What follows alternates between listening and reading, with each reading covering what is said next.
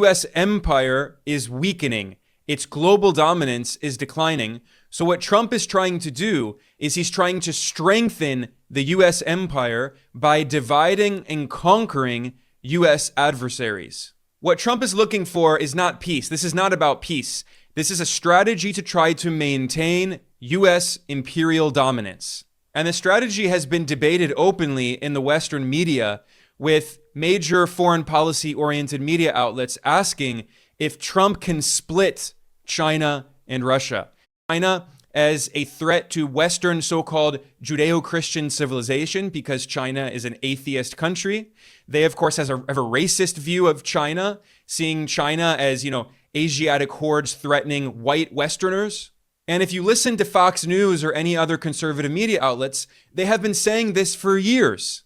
As an example, here are some clips from the show that Tucker Carlson had on Fox News. This was the most popular right-wing news show in the US, and constantly Tucker Carlson, a close ally of Trump, would repeat the same refrain. He said, "We should be allied with Russia against China." Russia is not America's main enemy, obviously. No sane person thinks it is. Our main enemy, of course, is China.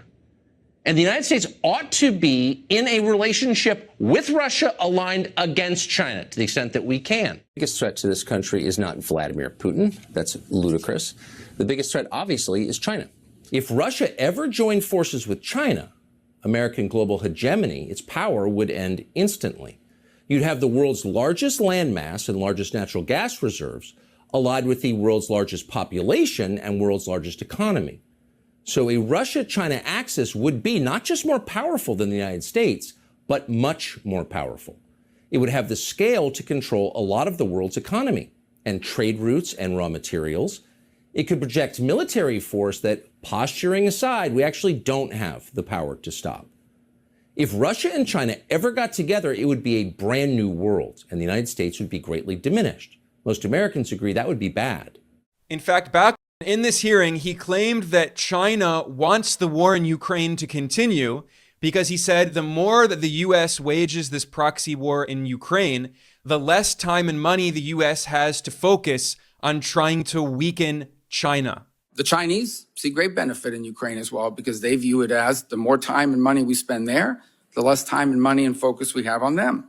That was such a revealing comment because it shows that the Trump administration doesn't really care about peace in Ukraine. What they want to try to do is focus all of the resources of the U.S. empire on weakening China. Stop the U.S. war machine!